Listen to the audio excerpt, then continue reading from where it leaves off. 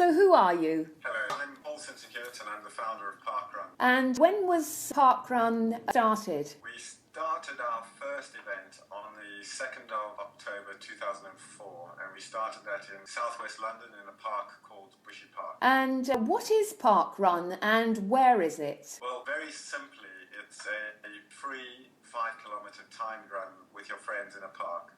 So it's not a race.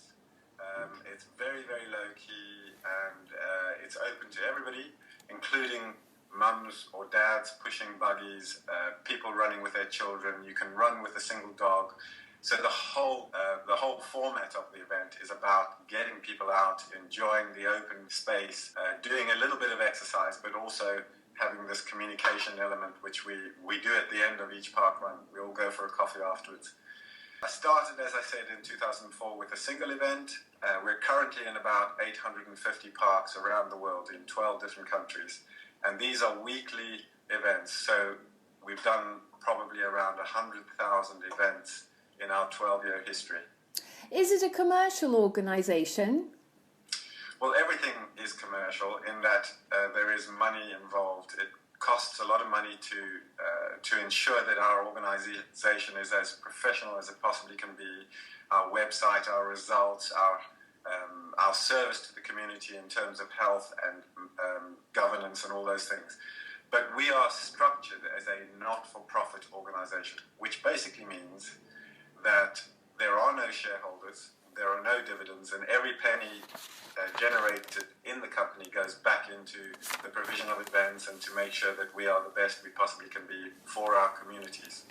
And do you charge participants? No, it's always free at the point of entry. So we have commercial relationships with sponsors, and the money that we generate through sponsorship is used to sustain these events.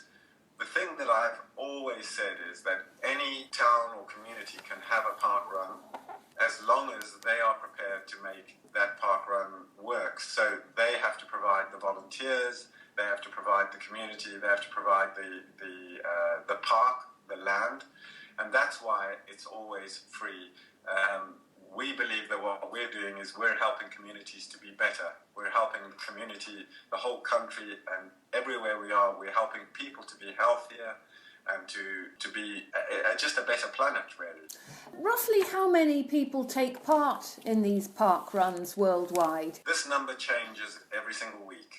We get about 20,000 new people joining us every week, and we have at the moment about 2.5 million people registered.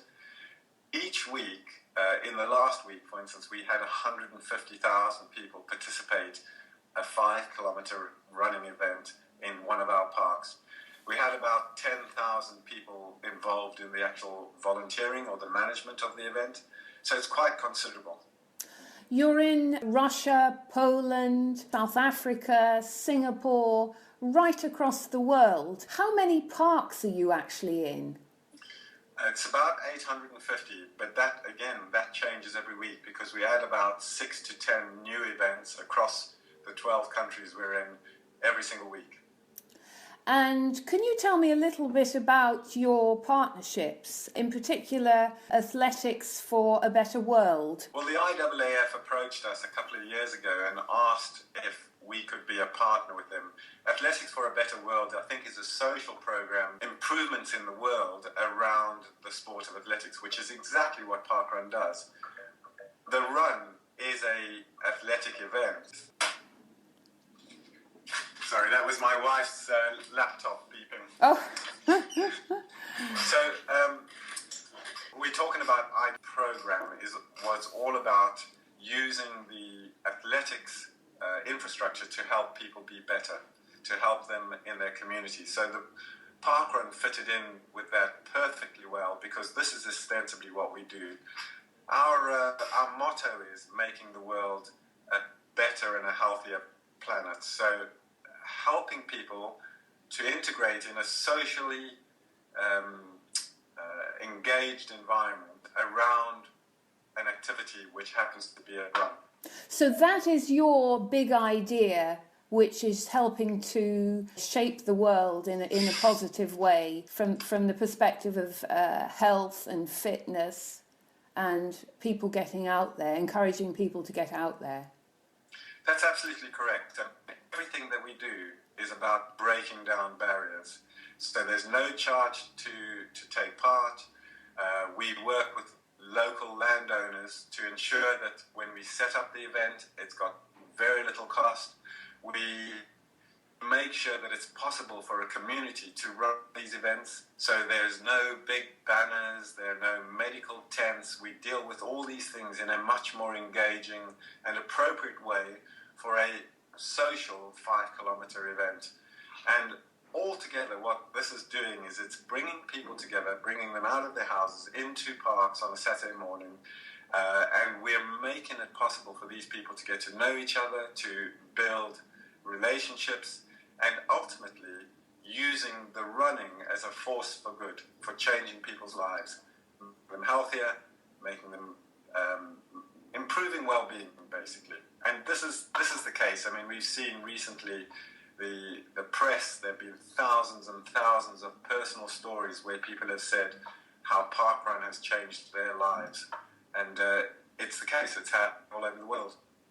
Can you tell us a little bit about the big news story about parkrun, which has hit the headlines this month, and the battle that you're having to face? Yes, so we got permission to deliver a parkrun in a specific park in Bristol.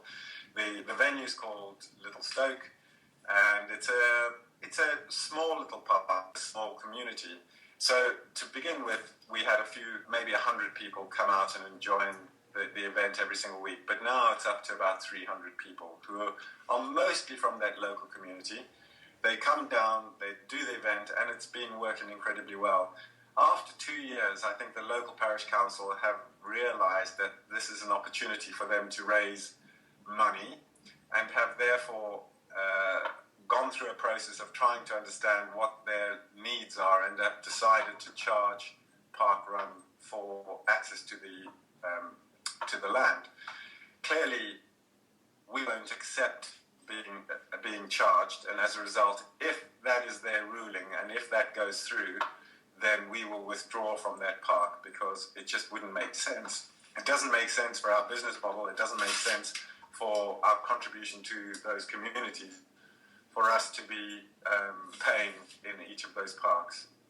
And you've had an enormous amount of support from very high-profile sporting circles like Ewan Thomas, Dame Kelly Holmes and Paula Radcliffe. Can you tell me about that? Well, we didn't ask them for that support. We're just very grateful that they've seen the light, that they understand that what we do is much more important than paying a fee to a park. This is about changing the way this nation, and in fact all nations, address things like obesity and well-being, mental health. There are so many people who are lonely, who stuck in their houses, who get this opportunity to come out and meet with other people. And it is very, very easy to do that. It's very welcoming, and it's in fact a joyous occasion. So it's great to see the support we're getting. I think we're getting it from the government now. They, I think, are understanding the true benefit of parkrun. And as a result, I think more and more we'll see that there will be pressure on councils and on landowners to make sure that parkrun is always free at the point of entry. So you're not going to accept Little Stoke Park's ruling. You're plainly not going to organise the event there, I gather. Categorically, we will not accept a charge to be in any park. And where parks or authorities decide that you have to pay a fee, then we will withdraw and find some other place to offer that event. We think it's very short-sighted of any landowner or council who tries to charge us for access to their parks, because the benefits are so much greater than their particular issue. It's about that community, it's about the health and well-being of the whole community, and it's about social cohesion. And they obviously don't get that. If a large sponsor, for example, like Nike or Adidas, came along and said, OK, we'll foot the bill for the parks, but we want to put our sponsorship, our names all over, let's say, the parkrun T-shirts or merchandise. Would you be interested in that, or do you think, in principle, it is just plainly wrong to have to pay the parks money for this event? I think it is a principle, a founding principle in parkrun, that our events are always offered free at the point of entry and that we will not pay in parks. Parkrun is an organisation that relies very heavily on the balance between commercial income and volunteer engagement. And so if we were approached by a sponsor who wanted to commercialise us in a big way, that would be a no-no to begin with, because that would upset the balance between what we as an organisation do and what our volunteers do for us. And it's much more important to us to make sure that volunteers feel that they are doing something for their community, that they are delivering the benefits to their community, not to the organisation. It's not about making parkrun richer, it's about ensuring that each of our events are whole, that they're delivering a complete service to that community. So we would never accept a commercial company coming in and saying, we will give you the money to pay for activities in parks. That's not how it works. And we would never accept an overly commercial environment where a commercial sponsor would say to us they want banners and they want their name on T-shirts all over the place. We have a very, very critical balance to maintain. Our business model relies on it, and it's something that's very important to us. Right at the top and all the way through to the bottom. Have there been any signs that Little Stoke Park have set a precedent for other parks to try to get you to pay for using their parks? Without a shadow of a doubt, Little Stoke Parkrun's activities have raised the question with lots of landowners. However, I would say that we've had a huge amount of support from landowners since the Little Stoke activity, where they have said, they have confirmed that they are not going to charge us for the use of the land. However, I wouldn't rule it out. I would think that there are still some councils, some landowners out there who are going to want to explore this. And I would just say that we're ready and willing to deal with that, and we feel that we will always arrive at a proper outcome, a good outcome for both the landowner, for the community, and then for parkrun. You mentioned earlier that you would not accept any commercial sponsorship. Would you accept a government grant to help you to support parkrun in this country? So let me be clear, we do have commercial sponsorship, but what we do is we manage that sponsorship in a way that is acceptable to the balance of how we manage the company and how we engage with our volunteers. We also get the occasional funding from the government, but I think in the future we're looking to improve that relationship. So recently we've had money from the Chief Medical Officer, and we think that that's appropriate. We think that that's the right way to go, and we think that in the future it's a model that we would like to replicate, and to ensure that there are benefits to the whole country, to the government, to the finance, to the NHS, to everybody. And I think that they should be paying their fair share of this. Where would you like to take parkrun in the next 5 years? Well, I think we'll continue to grow as we have in the past. So we grow approximately 100% per annum. So in terms of the number of events that we have, the countries that we're in, the people who are signed up to take part, the number of people who actually take part, the number of runs, all of those measures grow approximately 100% per year. And that will continue for some time. I think that what we want to do is we want to continue the work that we're doing, focusing on where we can get the maximum benefit. In other words, where the health and well-being of a nation can really be affected. And that will be the United States for the next 2 or 3 years, and China looking at 2018, 2019 and beyond. So, I mean, we've got a long way to go. We're in our infancy, and I think that as long as we continue to do what we're doing, the benefit of what we achieve will just continue to grow. You mentioned earlier that you do have some commercial sponsors that you manage, the relationship of which you manage very carefully. You've received some government grants. Are you looking for any investment from other organisations and people? Well, this is a very difficult problem for most organisations. I mean, every organisation is looking to improve their income. I would say that we have a team who are looking at this, and we have a strategic approach to how we are going to fund the organisation, and that is all being managed and driven in a very proper and appropriate way. So yes, I would say there are plans afoot. There are people we're talking to. I have nothing that I would like to confirm about any of that, but absolutely, these are things that change all the time. So we have had Nike as a sponsor in the past. We've also had Adidas as a sponsor in the past. So these things come and go all the time, and they need constant management. Do you have any plans to launch an equivalent idea in a different sport? No, none at all. So we will stick to what we're doing. We know that by changing your focus, you can dilute what you do. And we know that we're very good at what we do. So we'll continue to focus on delivering free 5-kilometre timed runs in parks across the world. Can you tell us a little bit about your personal human story and your motivations for setting up Parkrun? You've just completed the Virgin London Marathon in a very good time, so you're a runner yourself. Yes, I've always been a runner, right from the word go. And Parkrun, I started Parkrun at a time when I was struggling in many respects. I was struggling with my work, I was struggling in my personal life. I was kind of looking to reinvent myself, and that's when I decided to start Parkrun. And Parkrun has been part of the process of the change that I went through in my early 40s. So it's been an absolute, and a godsend really. It's not something I realized at the time or planned at the time to be what it is, but my life is pretty fulfilled now, doing something that I really, really love and really enjoy, and I know delivering massive benefits to people across the world. So it's very fulfilling. So I started Parkrun because I had injured myself as a runner, and I wanted to see my friends on a regular basis. I realized that after 40 years of being in the running community, this was now my turn to give something back.